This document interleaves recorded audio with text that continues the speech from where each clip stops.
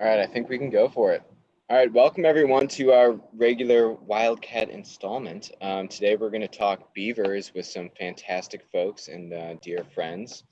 We have two guests with us today. Suzanne Fouty is a retired U.S. Forest Service hydrologist and soil specialist. She received her PhD from the Geology Department at the University of Oregon, examining stream response to grazing and beaver activity. And currently she works as a hydrologist in Oregon. And we're also joined by John Mellgren, who is a staff attorney with Western Environmental Law Center. He's also an instructor at the University of Oregon School of Law, where he teaches the Environmental Law Clinic.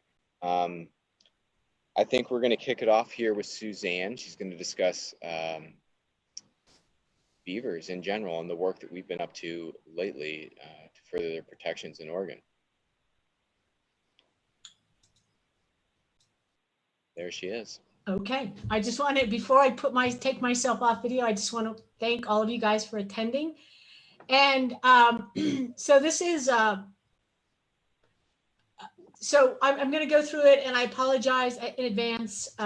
It's something I sort of pulled together from some other presentations. So, but what we're going to do is I'm going to take a look at some efforts that both citizens, scientists, and the conservation community has recently attempted as a way to help Oregon begin to proactively deal with climate change in a way that doesn't cost anybody anything.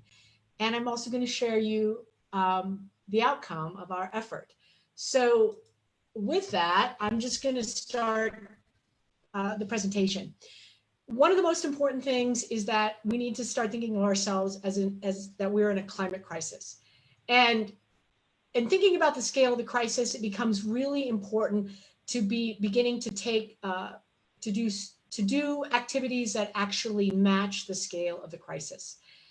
And in the case of climate change, we are finding that we either are dying of thirst, or our fields are dying of thirst, or our animals are dying, or we're being buried in water, or we're burning up.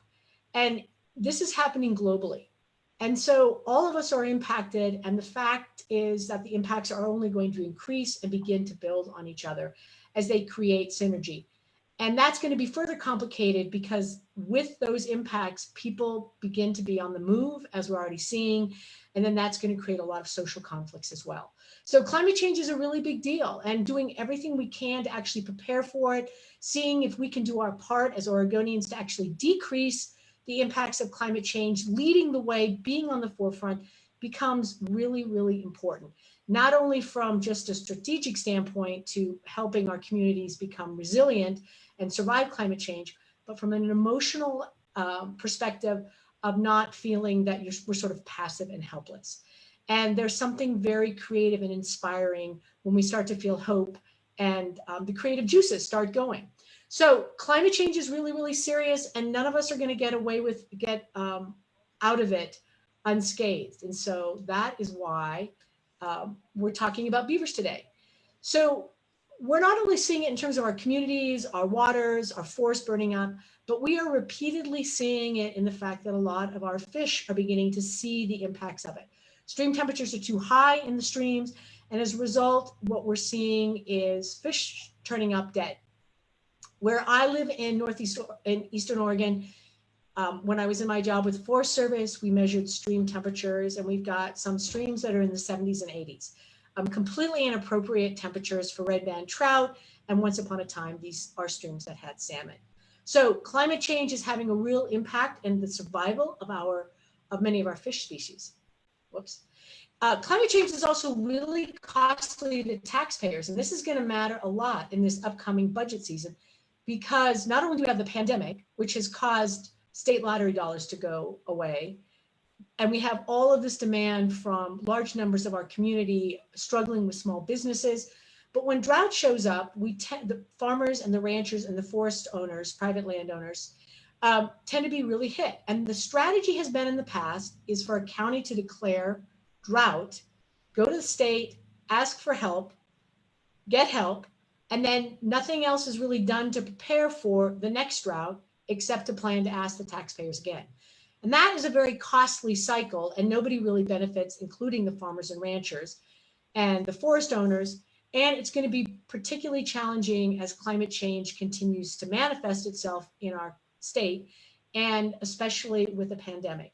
So this idea of needing strategies that actually get us out of the box and out of the cycle and start to address climate change and actually start addressing some of the impacts of drought in our state in a way that gives us a little bit more flexibility in how we respond to that becomes really important.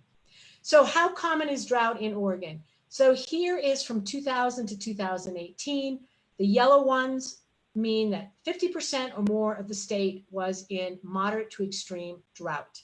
And right now the coast has already declared drought in some of its counties. I suspect, other counties are going to be requesting drought assistance as well. Keeping in mind with the pandemic, declining state budgets, it's going to get harder and harder to provide for the needs of Oregonians. So drought is fairly common.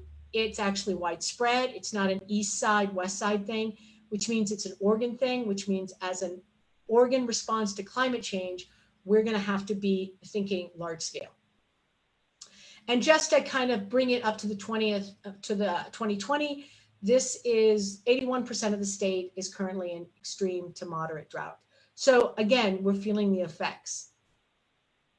And this is where beaver come in, because beaver actually can take streams that are highly damaged. And as a result of historic trapping, livestock grazing, dam building, road building, farming, building cities, you name it, logging, all these kinds of changes, we've altered our streams considerably. And a lot of times they've deepened and they've widened, and in a lot of cases they've gone dry.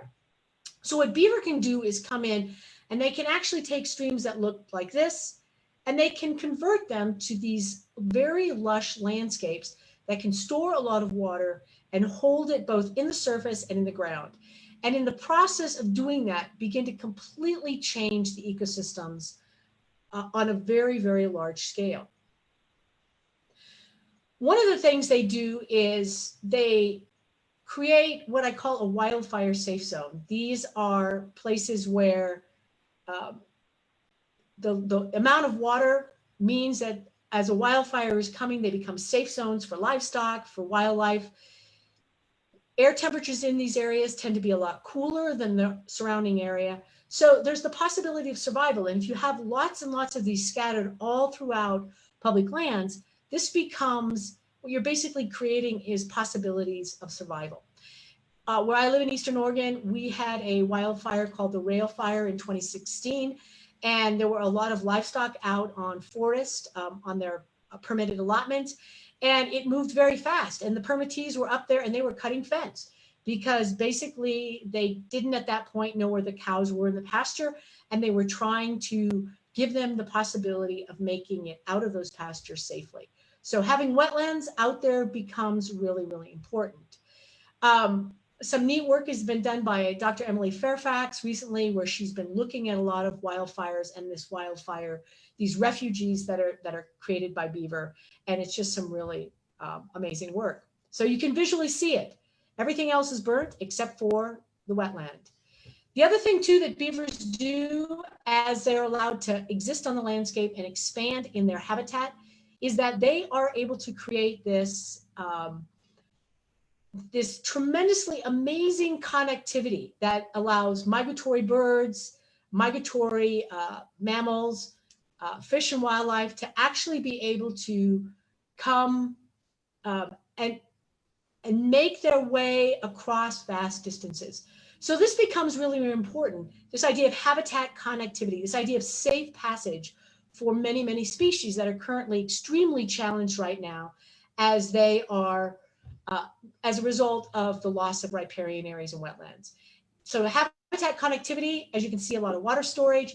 And then these wetlands are carbon capture and store. They are extracting carbon out of the air and they're putting it in the ground and in the vegetation themselves. And so if you look at the surrounding dry area, it's really obvious that there's where the water is, it's a lot more lush. And this shows up really well when you look underneath the ground.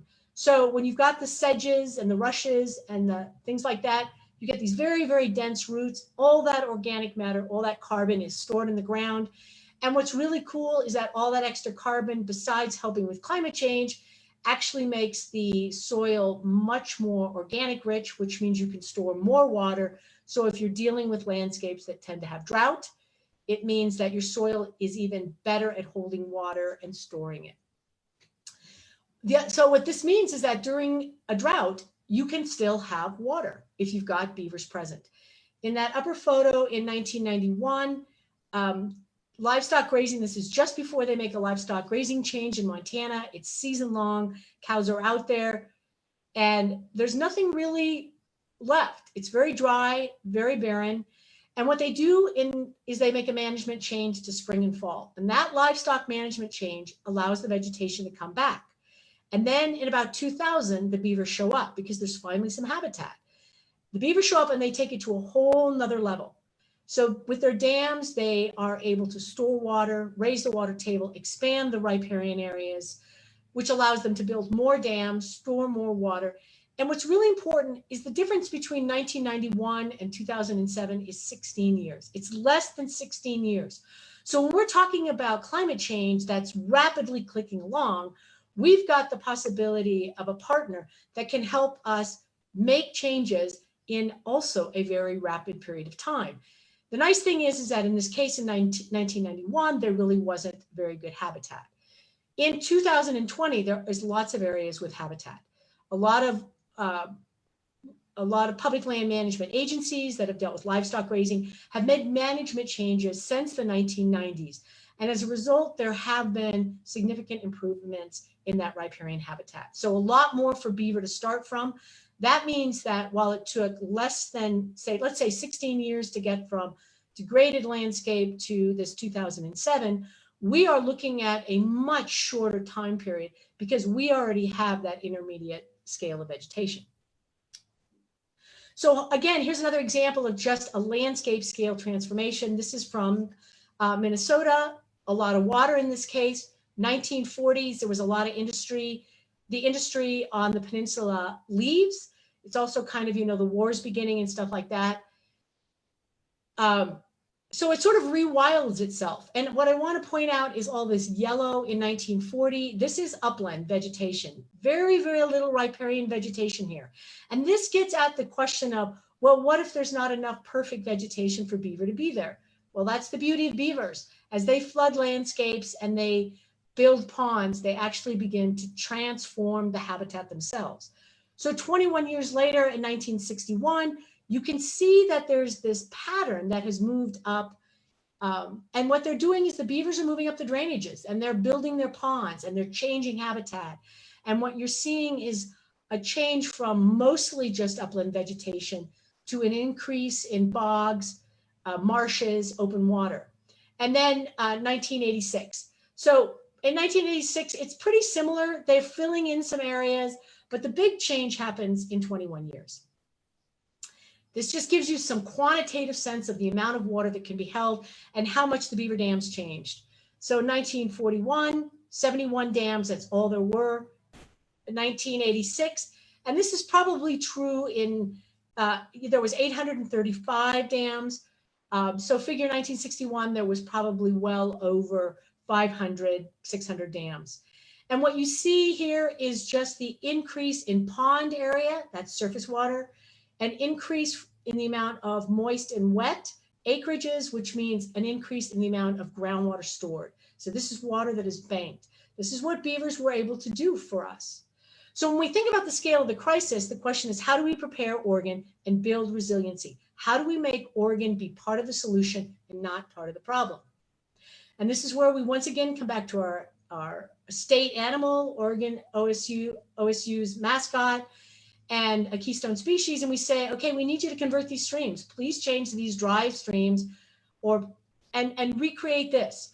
And that is something that they in fact can do. But for that to happen, beaver trapping in Oregon has to end. It's pretty simple.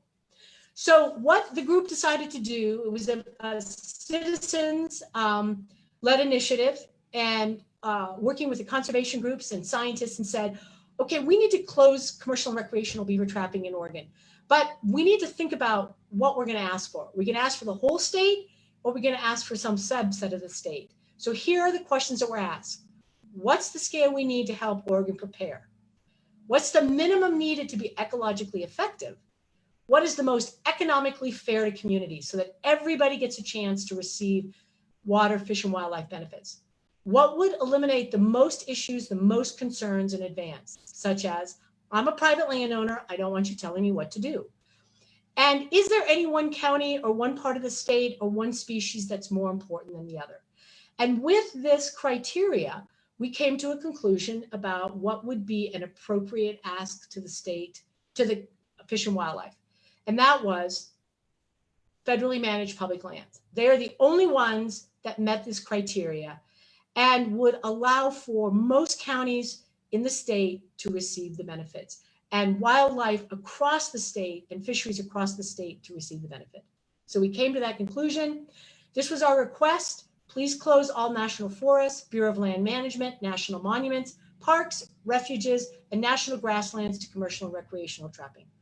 The size of Oregon is 63 million acres. The size of the request is 32 million acres. So before you think about, wow, that's a lot of land, keep in mind scale of the crisis. We tied our request to the Oregon Conservation Strategy. There are 7 key conservation issues, and beavers address all of them. There were 4 strategy habitats of the, I believe, 11 that beaver will help improve. And there were 82 out of the 294 strategy species in the conservation strategy that would directly benefit. Western pond turtle, the greater crane, the greater sandhill crane, the willow flycatcher, Columbia spotted frog. The list just went on and on. Salmon, of course. So these are ones that directly benefit, that like they absolutely have to have the habitat. But everybody needs water. So therefore, everybody really benefits. So what was the cost to, whoops, let me see if I can get rid of that. Okay. What was the cost to Oregonians? Little to nothing. The economic benefits, we had some economists on this, hundreds of millions, if not billions of dollars in terms of farmers, ranchers, cities, fisheries, wildlife, restoration dollars that are being spent and are not being very effective. How many people would benefit? Essentially all Oregonians in countless species. How does that measure against the value of a beaver pelt? $10 to $12 a beaver pelt. How many trappers are there in the state of Oregon who successfully trapped beaver in 2018? The answer is 164 people, and many of them don't trap on public lands, on federally managed public lands. So even less than 165 for people statewide. So the impact on people would be very small, but the benefit's huge. So this is the distribution of what it looks like on across the state. Brown is BLM, the greens are the forests. Here we go, we have 2 of our national wildlife refuges, our big ones. There's a grassland here. So this is the distribution of what you would see. And Malheur, Harney, and Lake, a lot of BLM ground. Keep in mind, these areas also tend to have very frequent drought. So scale of the crisis requires a large-scale response. Here is, we had all the existing trapping closures mapped with GIS. And based on the trapping regulations, the blue areas that you see are the areas in the state that are closed to commercial and recreational trapping. That is it. Everything else is open in the state. What our request would have done is change this. This is what it would have looked like if our request had been approved. So here we've got, these are the mountains, these are the Cascades. We've got areas that are still open, which is the red. These are the Blue Mountains and the Elkhorns. You've got a lot of this area in Malheur Lake and Harney counties would be closed. But again, very dry landscape, so the potential benefits from beaver would be huge. The refuges would now be closed as well. So that is what we requested. This is existing. This is what we requested. So here we go, spheres of influence. There are 2 key partners that we have to talk about. Forest Service and BLM, because they manage a lot of the ground, and Oregon Department of Fish and Wildlife, because they manage wildlife in the state of Oregon, and they determine beaver trapping.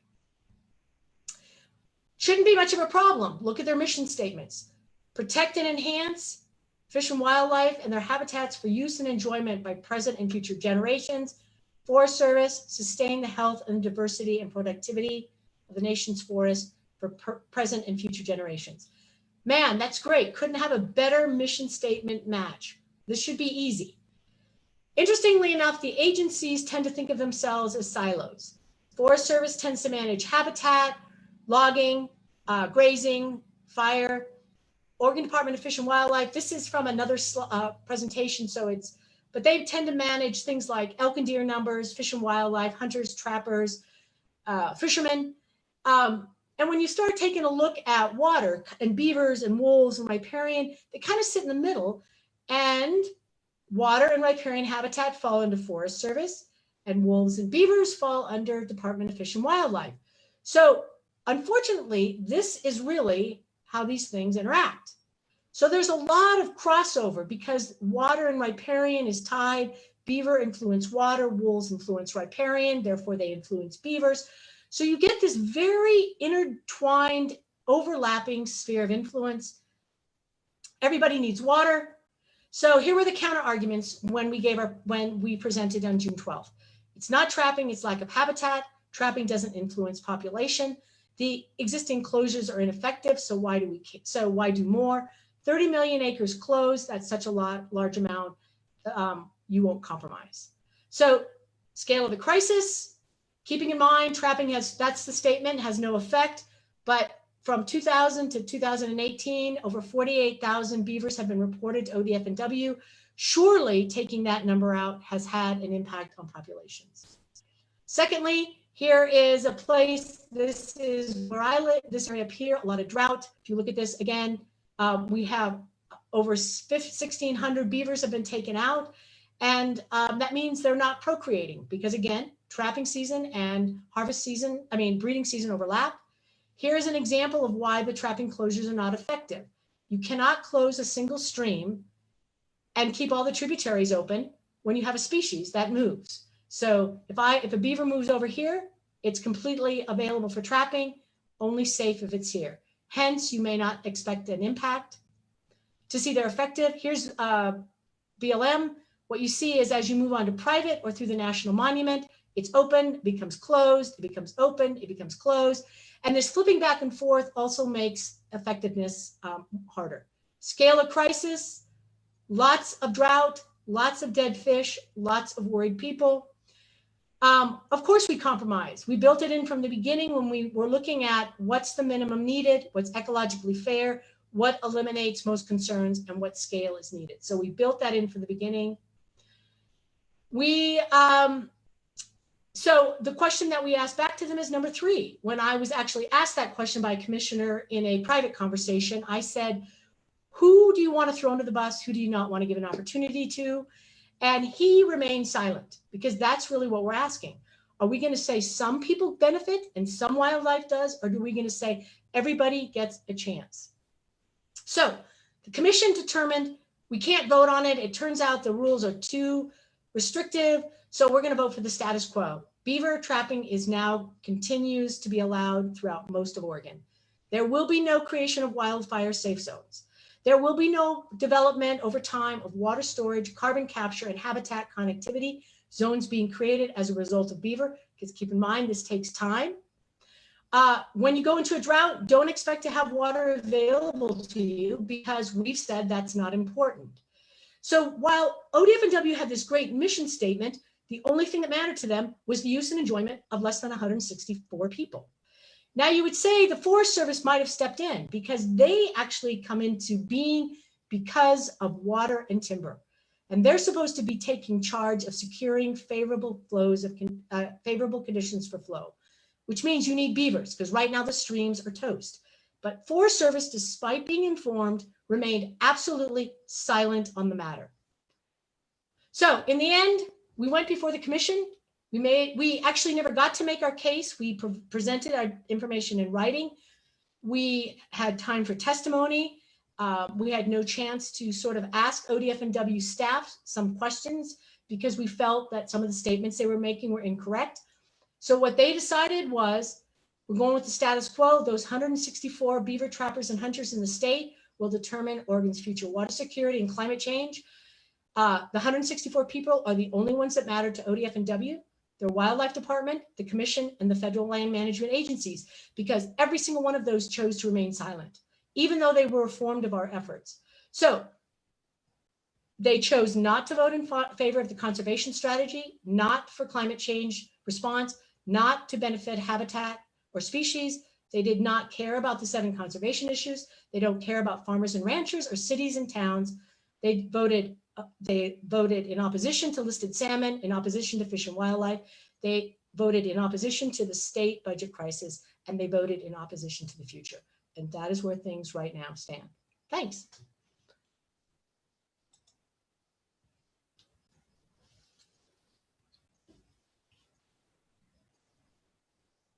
Okay, I'm done, Nick.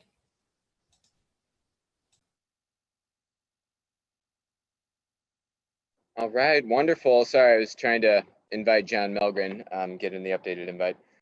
So a little background there to Suzanne's presentation. A whole bunch of conservation groups, a whole bunch of watershed councils, a lot of individuals within federal agencies. Ultimately, the BLM and Forest Service, despite initially supporting kind of beaver trapping restrictions, didn't end up issuing letters in support. But all of us in this past, I think it was a June 12th ODF&W commission meeting, we asked the Fish and Wildlife Commission to ban commercial and recreational beaver trapping on federal lands in Oregon. And so that's what Suzanne was referencing, kind of our efforts to kind of help climate change and fire effects and kind of endangered species obligations of ODF&W and other state agencies. Because the state of Oregon and watershed councils and utilities like EWEB are spending millions and millions of dollars every year on beaver restoration, in some cases building artificial beaver dams, while at the same time allowing unlimited commercial and recreational trapping of beavers that could do this work for free for our state and for our wildlife. And so we thought it was this fairly uncontroversial, straightforward plan to kind of assist the state's efforts in watershed restoration, and in its endangered species obligations, its water quality obligations to the EPA, which the state of Oregon has been fined several times recently for sub-quality water standards. But I'm going to pass it off to John Mellgren, who's going to discuss, as I mentioned at the beginning, John is a staff attorney with Western Environmental Law Center.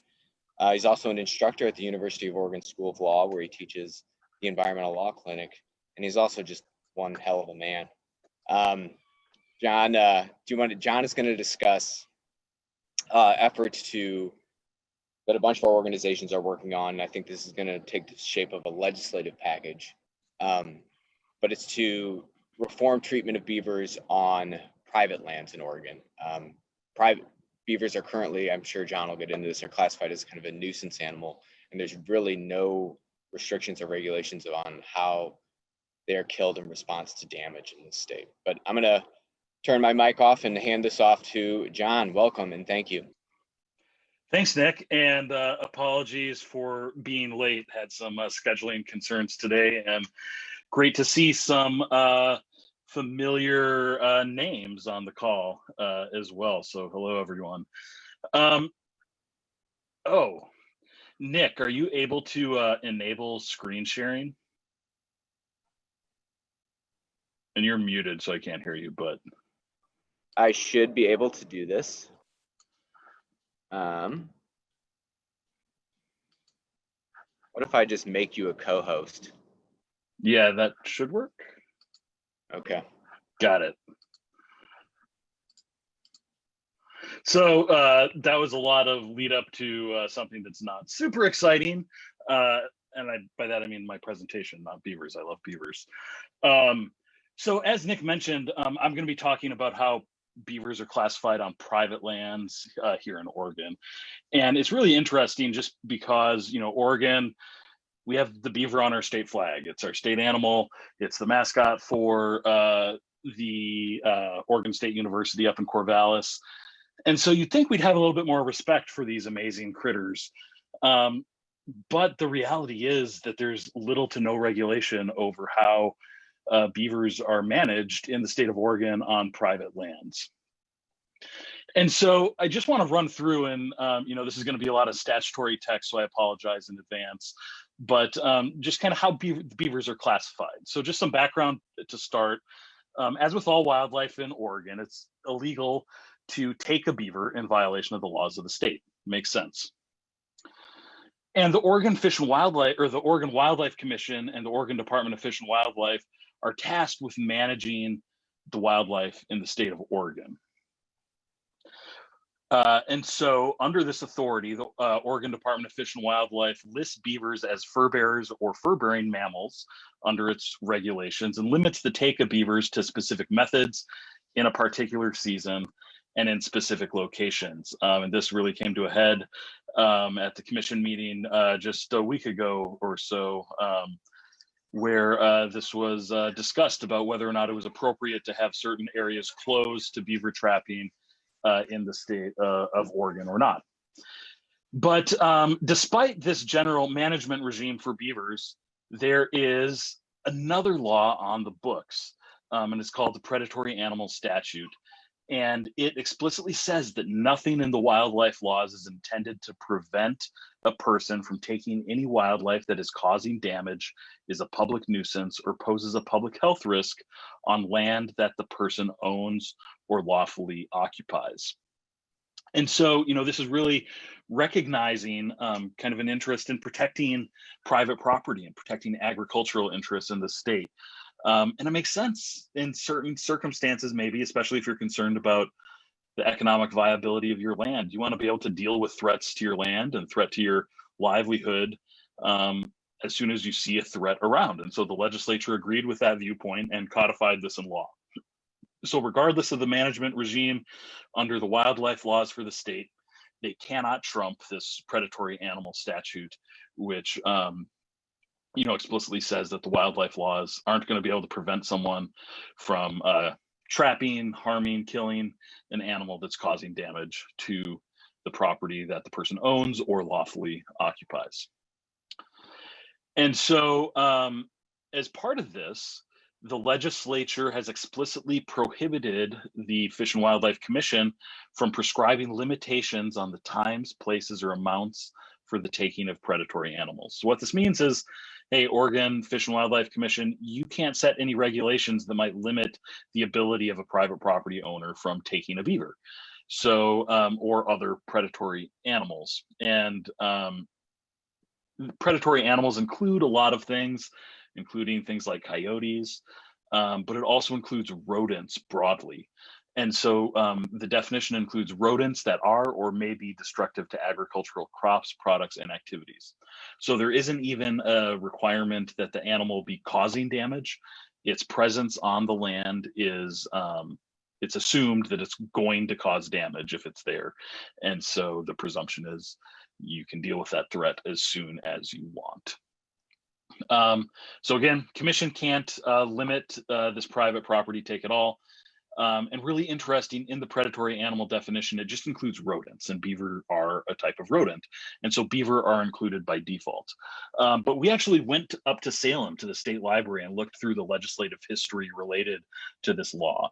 And for those of you who don't know, whenever a law is debated in the Oregon legislature and passed and signed into law by the governor, the state library keeps a record of all the proceedings, all the speeches that were given, any reports from committees, statements made by legislators on the floor of the Senate or House in passing it. And this can be evidence of what the legislature intended in passing the law when the language isn't clear. And so if you actually go back like we did and look at the records, every single discussion about rodents had to do with mice, mice getting into grain, mice causing other damage. It really had to do with mice and rats as well. But there was no discussion of beaver at all that we could find. But beavers are included, and there are definitely a lot of beavers taken under this predatory animal definition. And so anyways, in these cases, any landowner, whenever their land is infested with predatory animals, or as soon as their presence comes to the knowledge of the person, may, or the agent of the person may, proceed immediately and continue in good faith to control them by poisoning, trapping, or other appropriate and effective means. So as soon as you know they're there, you can hire someone to come in and deal with the problem. And in case you're curious, damage is defined as loss of or harm inflicted on land, livestock, or agricultural or forest crops. And so, this is just a really interesting dynamic we have here. And, there's not even, you don't have to get a permit to kill a predatory animal. You don't have to report that you've done so. And so we actually don't know the extent of beaver killing on private land in Oregon. There's just no data out there because there's no reporting requirement. There are tales of bone piles on private timberlands in Oregon of just thousands of beaver bones. This is because beavers in particular are seen as a threat to the timber industry. And so they're killed en masse to protect private timberlands here in the state. So, this is an issue. As I'm sure you heard earlier, beavers are really important. If you're on this call, you know the importance of beavers. And, we need beavers on the landscape. They are the best way to restore our land, the best way to, or a really effective way at mitigating the effects of climate change and doing something about climate change, about water availability. Beaver is the cheapest way to do that. Humans can engineer solutions to all kinds of problems, but beavers can do it way better at a much better price. And so it's, they're really beneficial to have on the landscape. And so, we are working on a legislative fix to this to try to deal with this problem. It's not quite at the stage where we can publicly discuss it yet, but I can guarantee you'll be hearing a lot from us on this in the months ahead, and hope to convince the Oregon legislature to take this up in its 2021 legislative session. So we are working on this, and more on that soon. And with that, I'll turn it over to Nick. Thanks everyone for being here tonight. Awesome, thank you, John. And we have kind of a tight crew tonight, so we can get deep into some questions and answers if anybody has some. Does anybody have any questions? Yeah, I have a question. I put it in the chat. Can you talk about the dynamics of beavers in the Cascades and what we can do to work on the problem there? Did you hear the question, Suzanne? Yeah, I wasn't sure if what I would say is, it's an interesting question because there's a tendency to think that we can predetermine where beaver are going to be. And we definitely need to allow beaver who've been selecting habitat for a long time to make the choice. I would say you would be fantastic as we go and look at our next step, because we're going to move forward with, though the commission said no, we're going to continue to bring this forward to them, because it is just so incredibly urgent given what climate change is bringing to the state of Oregon and what this means for our ability to actually adapt. So, David, I'm assuming you're in touch with Nick, and maybe Nick, you could just kind of tie him in.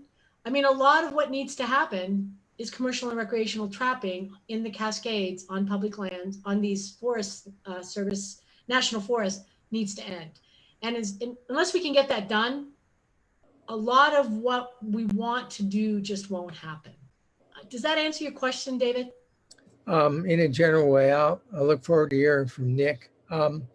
When somebody traps beaver, do they have to report where they're working?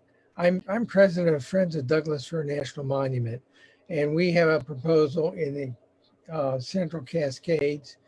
And we have one location where I happen to notice a little bit of evidence of beaver. So I guess the question is, can we find out if anybody's trapping our beavers there? And I would say, David, probably.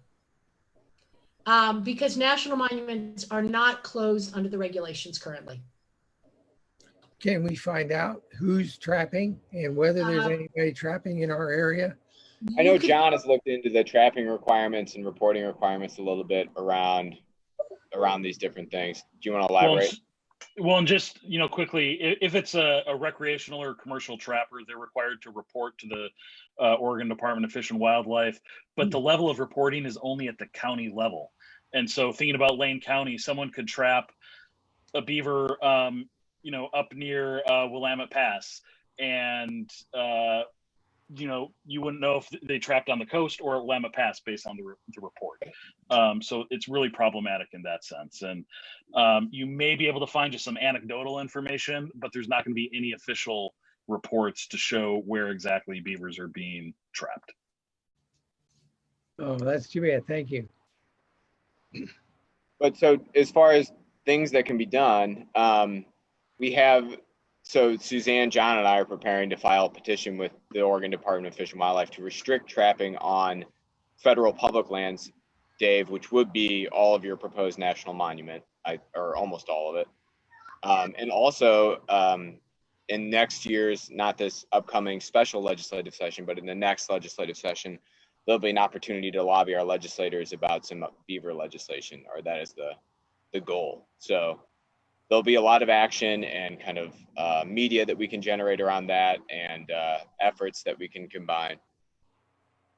Okay, keep me in the loop, please. And Rebecca doesn't have a question. Rebecca White, she's the coordinator of the Pacific Wolf Coalition, and she wanted to say that she loves the messaging of beaver as our partners in fighting climate change and ecosystems, and also that they're cheap ecosystem engineers.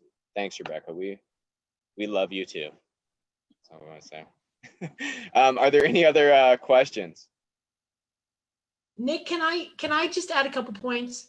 Please. I just want to go back to something John said, which I think is really important. 2 points. This idea is that we have no locations about where beaver are being taken. And that's a really big deal. So when you hear ODF&W talk about, well, there's not very many taken on public lands or federally managed public lands, the truth is they really don't know. And that's an important thing, because data really grounds us in what is actually happening. And the second thing is this idea that John brought up, which is the predators. So those numbers that I showed, that 48,000 plus, are only numbers reported to ODF&W. So that is a minimum number. I mean, that is a portion of what has been taken out of the state out of the last 20 years. So when it comes to trapping doesn't have an impact, you just have to ask yourself, if you're taking out during the breeding season and you're taking out pregnant females, how can it not? And if 48,000 is what's been reported, how many tens of thousands went unreported? And so this inability of beaver to actually go through the process of building dams, having kits, raising kits, and having them disperse and expanding is completely stopped over and over again. And so that's why ending the commercial and recreational element was so important, because it gives them that time to reproduce and move out. Our request did not mean that you couldn't, a land manager on Forest Service or BLM, or if you had a problem, you couldn't deal with it. That was not who we were looking for. If you had to take a beaver because you couldn't solve the problem, that was still okay. But one of the other things too is that there are people who do non-lethal control. And that non-lethal control is cheaper and more cost-effective. And what it does in most cases, but not all, and in those cases you take the beaver out, is that it allows you to address the issue, whether it's a block culvert or a flooded field, and maintain all the benefits. So the beaver get to stay, they get to do all their magic, and you get your field sub-irrigated instead of flooded. So a lot of the concerns can be mitigated.